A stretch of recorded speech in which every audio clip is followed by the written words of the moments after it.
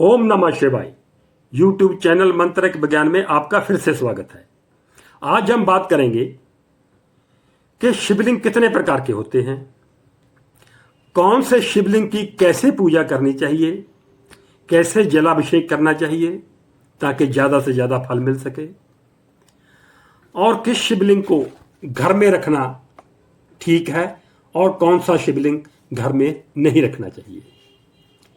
घर में शिवलिंग का साइज क्या होना चाहिए, ये बातें हम आज शिवलिंग के बारे में जो हमेशा कन्फ्यूज़न रहती है वो हम आज सब कुछ क्लियर करेंगे। देखिए, पहले जो भगवान शिव की शक्ति है उसके बारे में हम थोड़ी सी बात कर लें। शिवलिंग की अगर स्थापना की जाए, सिद्धियां हासिल करने का रास्ता साफ हो जाता है। सारा संसार लिंग का ही रूप है, इसलिए लिंग की स्थापना से सबकी स्थापना हो जाती है। ब्रह्मा, विष्णु और रुद्र कोई भी अपने पद पर स्थित नहीं रह सकता। लिंग तीन गुणों को उत्पन्न करने का कारण है। वह आदि और अंत दोनों से रहित है। इस संसार का मूल प्रकृति है और इसी से चर अचर जगत की उत्पत्ति हुई है। यह शुद्ध, अशुद्ध और शुद्धाशुद्ध आदि से तीन प्रकार का है। सभी देवता और प्राणीजन इसी से उत्पन्न होकर अंत इसी में ही लीन हो जाते हैं। इसलिए भगवान शिव को लिंग रूपी मानकर उनका देवी पार्वती सहित पूजन किया जाता है। भगवान शिव और देवी पार्वती की आज्ञा के बिना इस संसार में कुछ भी नहीं हो सकता। तो ऐसी शिवलिंग की महिमा है जिनको ब्रह्मा और विष्णु जी भी उनका आदि और अंत नहीं ढूंढ पाए। तो अगर ऐसे शिवलिंग की हम पूजा करें और विधि विधान के साथ जैसे हम आपको बताते हैं, तो आपको क्या पुण्य मिलने वाला है, आपको क्या पुण्य मिलेगा, इसके बारे में कोई सोचने की जरूरत नहीं है। वो तो अथाह समुद्र मिलेगा। आप जो चाहोगे वो आपको मिलता जाएगा। कुछ ऐसी भगवान शिव की कृपा है। विशेषकर प्रमुख रूप में शिवलिंग 5 प्रकार के होते हैं। पत्थर से बने शिवलिंग को शैलजा शिवलिंग बोलते हैं। जो रत्नों से बनता है शिवलिंग उसको रतंजा बोलते हैं। जो शिवलिंग धातु से बनता है उसको धातुजा बोलते हैं। और लकड़ी के बने शिवलिंग को दारूजा बोलते हैं। और मिट्टी से बने शिवलिंग को मृतिका बोलते हैं। ये 5 तरह के मेन शिवलिंग होते हैं। यह वर्णन लिंग पुराण के अनुसार दिया गया है। पार्थ शिवलिंग। पार्थ शिवलिंग को बेहद शक्तिशाली और चमकीला शिवलिंग माना गया है। इस शिवलिंग को आप अपने घर में रख सकते हैं और पूजा कर सकते हैं। पार्थ शिवलिंग की पूजा करने से व्यक्ति के जीवन में उन्नति, शांति, सौभाग्य की प्राप्ति, ये सब उसको मिलता है। शिव कृपा से व्यक्ति का दुर्भाग्य भाग्य में बदल जाता है। और जो एक स्फटिक एक धातु होती है जिसकी माला भी होती है, स्तर शिवलिंग आप उसकी पूजा करते हो, इसे निर्गुण ब्रह्मा जी का प्रतीक भी माना गया है। इसकी पूजा करने से व्यक्ति की हर मनोकामना पूर्ण हो जाती है। क्रिस्टल से बने शिवलिंग, घर पर क्रिस्टल से बने शिवलिंग की पूजा करने से व्यक्ति की इच्छाएं पूरी होती हैं और अपने जिन गुणों को विकसित करना चाहता है उसमें उसे सफलता प्राप्त अवश्य होती है। एक भस्म का शिवलिंग बनाया जाता है। इस शिवलिंग को घर में नहीं रखना चाहिए।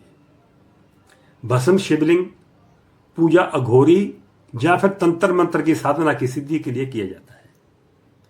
भस्म शिवलिंग की पूजा करने से अनेक प्रकार की सिद्धियां प्राप्त की जा सकती हैं, लेकिन ये घर में नहीं रखना, क्योंकि ये अघोरियों का पूजा करने का शिवलिंग है। और मोती से बना शिवलिंग, यदि विवाहित महिला जो है मोती से बने शिवलिंग की पूजा करती है तो उनके लिए बहुत ही शुभ फलदायी होगा, उनके जीवन में खुशहाली आएगी। आप फूलों से बने शिवलिंग की भी पूजा कर सकते हैं। इसके जो फूलों से बना शिवलिंग है, इनकी पूजा करने से धन की कमी दूर हो जाती है।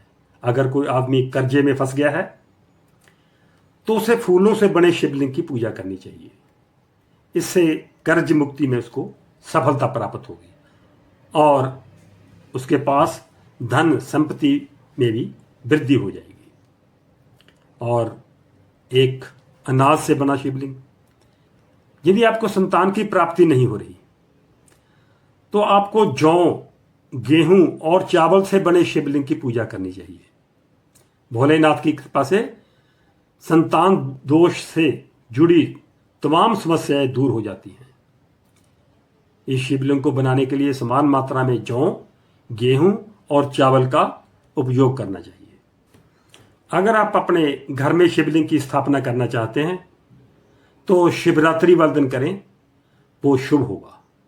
शिवलिंग का जो साइज घर में होना चाहिए वो 3 इंच से ज़्यादा नहीं होना चाहिए। आप 3 इंच से छोटा शिवलिंग जो है वो घर में स्थापित कर सकते हैं, क्योंकि बड़े शिवलिंग की जो 3 इंच से ज़्यादा बड़ा है शिवलिंग, उसके लिए सावधानियां ज़्यादा रखनी पड़ती हैं, जो मंदिर में ही रखी जा सकती हैं, घर में नहीं रखी जा सकती। तो इसलिए घर में 3 इंच से छोटा शिवलिंग और मंदिर में जितना भी हो सके उतना बड़ा शिवलिंग आप स्थापित कर सकते हैं, क्योंकि मंदिर में तमाम सावधानियों का पालन किया जाता है। हाँ, एक विशेष बात है कि जो शिवलिंग है उसके ऊपर जलधारी जरूर होनी चाहिए। ये एक खास पॉइंट है। जलधारी के बगैर शिवलिंग की स्थापना घर में ना करें, क्योंकि जलधारी से जो भी जल शिवलिंग पर अर्पित किया जाता है वह भगवान के गण ग्रहण करते हैं। जैसे शिवलिंग से गिरने वाला जल ही शिव के गण पीते हैं, रखा हुआ पानी नहीं पीते। अगर आपके घर में शिवलिंग है, आप अगर ये गलती कर रहे हैं तो सुधार करके देखें और आप अपना अनुभव साझा करें। जब भगवान के गण उस जल से तृप्त हो जाएंगे तो आपकी मनोकामना पूर्ण होने का रास्ता साफ हो जाएगा। जब भी अपने भगवान शिव को जल अर्पित करना है तो नंदी जी के पास खड़े होकर जल अर्पित करें। क्योंकि इसकी बात मैं समझाता हूं, क्योंकि नंदी जी भी भगवान शिव के सेवक हैं। नंदी जी उसी डायरेक्शन में बैठे हैं जो डायरेक्शन ठीक है। हमें नहीं पता, लेकिन नंदी जी को इस चीज के बारे में सब कुछ पता है। किस डायरेक्शन में बैठूंगा और भगवान भोले की पूर्ण कृपा होगी, ये नंदी जी जानते हैं। तो हम उसका फायदा क्यों ना लें। नंदी जी बैठे हैं उसी डायरेक्शन में, जिस डायरेक्शन में ज्यादा से ज्यादा फल मिलने की उम्मीद है और ज्यादा से ज्यादा फल मिलता है। तो आप नंदी जी के एक साइड पे खड़े होकर उसी डायरेक्शन में जल अर्पित करें, या जो भी पूजा करनी है नंदी जी के समक्ष खड़े होकर अपनी पूजा अर्चना करें।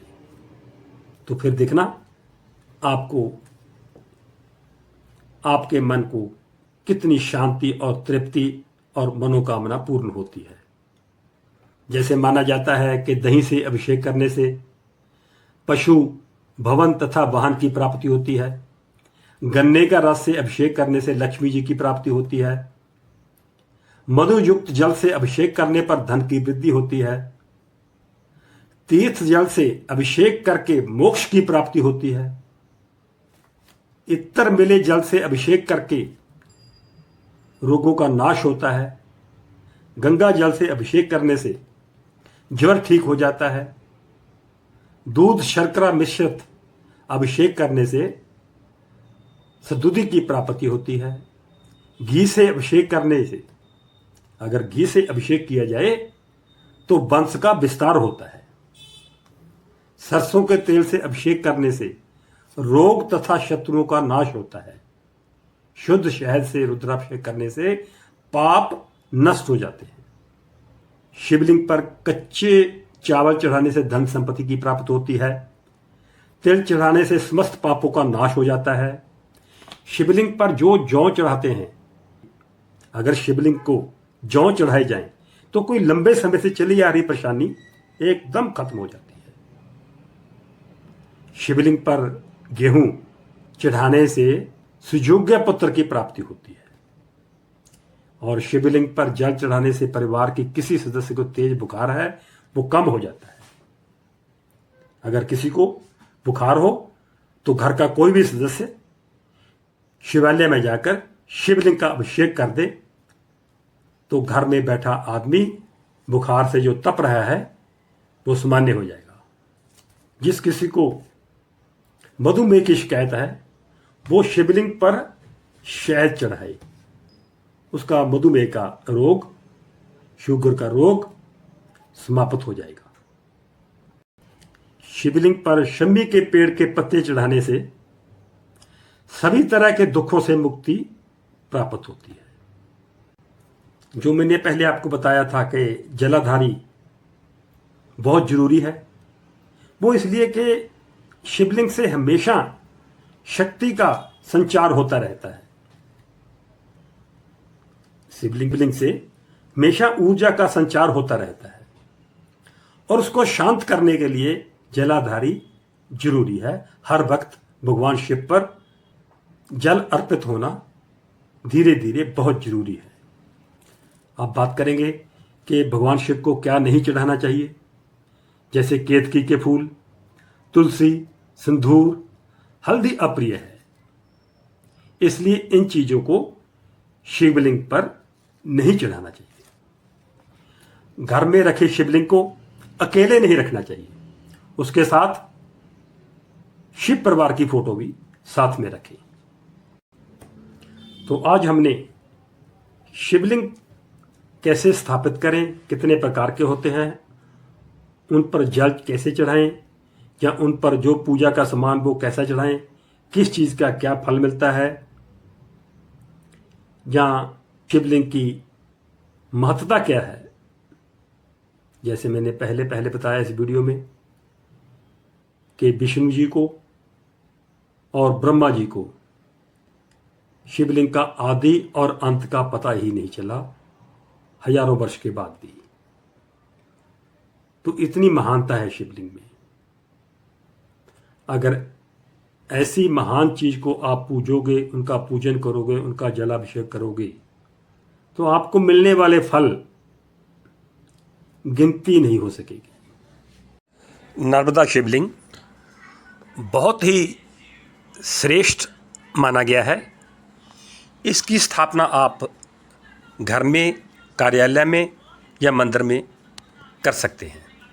अच्छा होगा अगर इसकी स्थापना आप सावन के महीने करें। अगर इसके अलावा आप कुछ पूछना चाहते हैं तो कमेंट बॉक्स में पूछ सकते हैं, आपको उनका उत्तर शीघ्र मिलेगा। इसी के साथ ओम नमः शिवाय।